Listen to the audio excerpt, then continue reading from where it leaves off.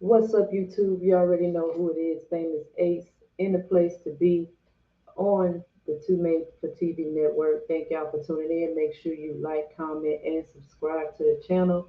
Um, if you don't know, and if you have been living under a rock, as you can see on the screen here, we got Jake Paul versus Tank. It's in turmoil. It's been canceled. It looks like Jake is looking for another opponent. He bashes Tank Davis online via Twitter. Um, if you want to look that up, he basically says he's a disgrace. He hits women. Um, just all kind of stuff. Of course, just trying to make light of the situation and for it being canceled. But in all reality, truthfully, I think it was actually canceled because the hype of it didn't do what I feel like Jake thought it was going to do because of the weight difference. A lot of people wasn't really feeling that the matchup anyway. So I think that and you had a few people uh making fun of the event because the ticket sales, it don't seem like the sales are as high as people projected. So I really think it was a power move as well because, as ProBox TV had a segment talking about it, shout out to ProBox TV. They also mentioned, with Paulie Malignaggi, mentioned that, I'm pretty sure that they knew about the allegations with Tank beforehand. He's had several women, well, I ain't gonna say several, let me see, a couple of women come forward saying, making different claims and allegations. So this has been an ongoing issue for Tank. Um, he was trying to, turn a new leaf, get back to it, do something fun, and with this exhibition. But unfortunately, um, the powers that be that made some things happen. You know what I'm saying? Because like they said at ProBot. So, I'm pretty sure they knew about these allegations before they moved forward with the fight. I think Jake and the cohorts probably had that in their back pocket for just in case, to use that as an excuse to get out of the fight, uh, you know, for whatever reasons. I want to say it's sales reasons and the hype reasons, but it could be other reasons like maybe he's not prepared and he thinks that he's going to get knocked out. So, hey, we have a backup plan to get out of this fight. Um, so it's unfortunate. I'm sure Tank was looking forward to that big payday. You had some people that didn't mind watching it because they were expecting Tank to knock Jake Paul out. And then you have others that were kind of disgruntled about it and didn't really want to see the fight because of the weight difference. And, it's an exhibition. There was too many what ifs, the size of the gloves, the ring, things like that. So even though they tried to sell it, MVP was trying to sell it like a real fight. It wasn't selling like a real fight. So I think they just pulled the plug on it and they're going to get another backup fighter. A lot of people are saying it could be Ryan. You got Edgar Belonga putting out posters about him and Jake Paul being an option. Um, who else? Someone said something about Ngannou. I doubt he takes a big jump like that. If anything, he may take Edgar Belonga. And he also had talks with Ryan Garcia, in which they're either going to keep the same date, um, or what is it, November 15th, I think it was. They either going to keep the same date and proceed and just get someone for a last minute fight, just so they can still proceed with the fights on the undercards and things of that matter.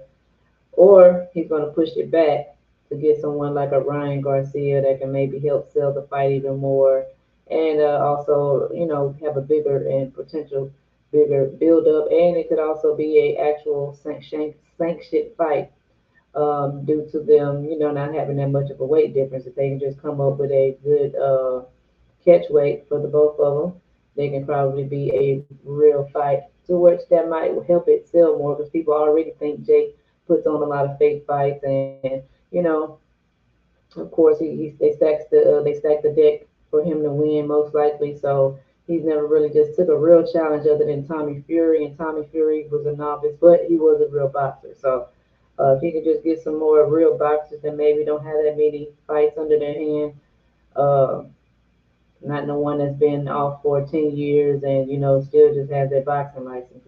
We're talking about someone that's still halfway active, uh, and have a record so you can start building yourself if you call yourself being a real boxer, Jake Paul. So, but we'll see. I think Jake Paul is all smoke and mirrors. He is doing good for the women's boxing, in which I feel like he's just using that as a pawn to be able to come into and be accepted into boxing and doing what he's doing with, eating the game up with these casuals. So, yeah, and that's that. With that one, the next topic I want to talk about today is we have a great fight weekend with Ortiz and Lubin here. It's in Texas at the Dickies Arena. Let me share that.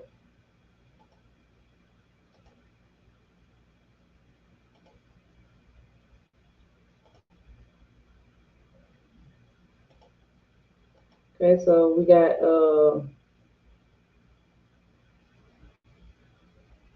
Erickson Lubin and Ortiz. You can see that. You should see it on the screen. So that's this weekend.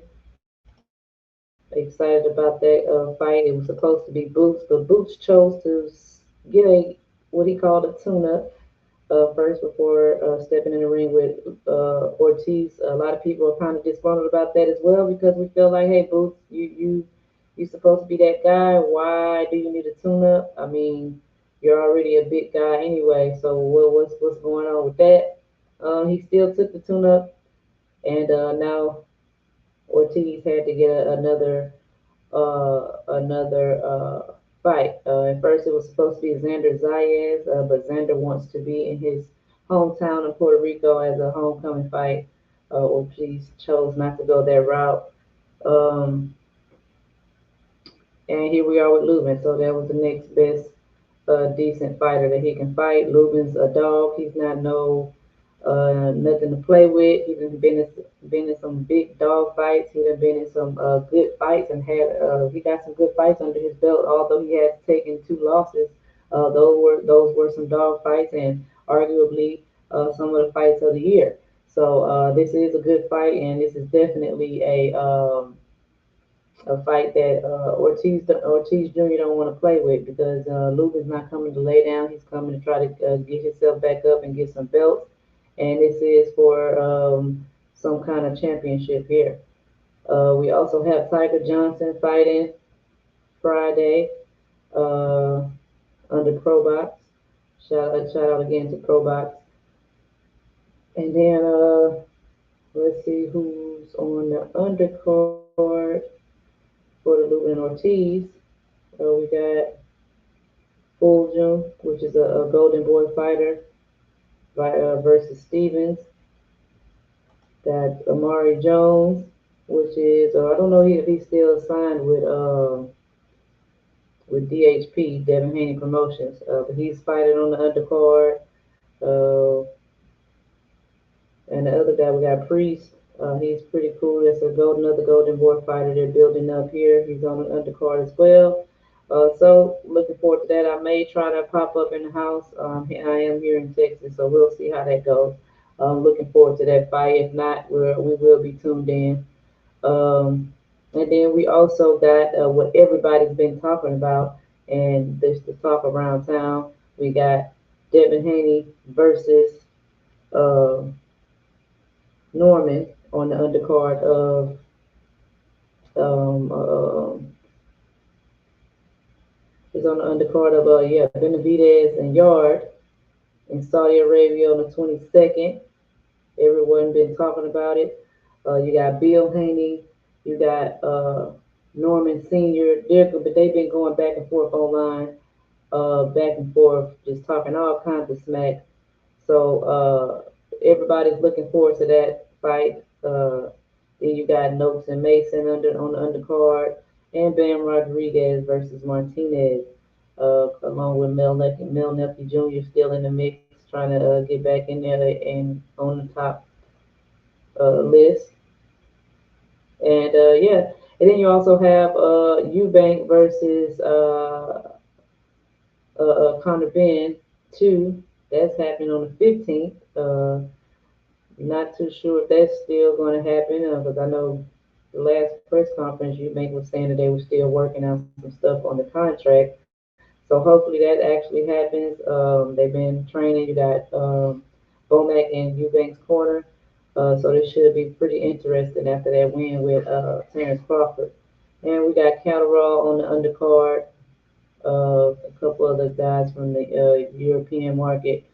Uh, yeah, so we got some decent cards coming up, and then we have a top rank card with Espinoza and some guy named Kiga.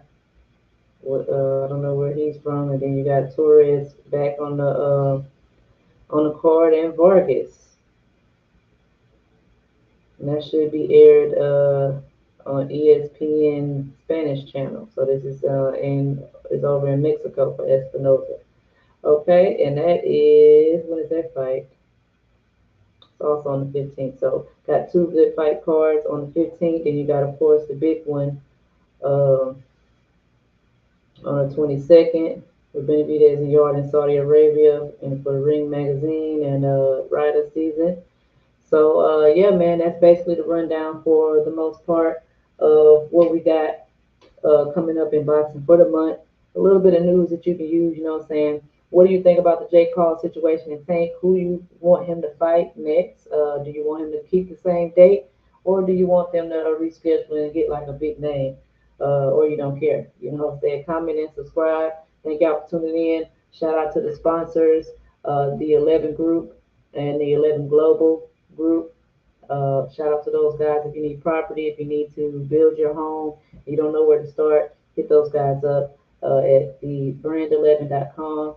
And then also our sponsors at shopislit.com. If you indulge in cannabis, make sure you hit those guys up.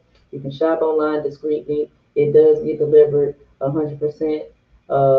And but you must be 21 years of age or older in order to order and get a delivery. So, with that being said, man, make sure y'all like, comment, and subscribe if you haven't already. And let me know what you think about the fights coming up for the month. Let's get into it. Bow.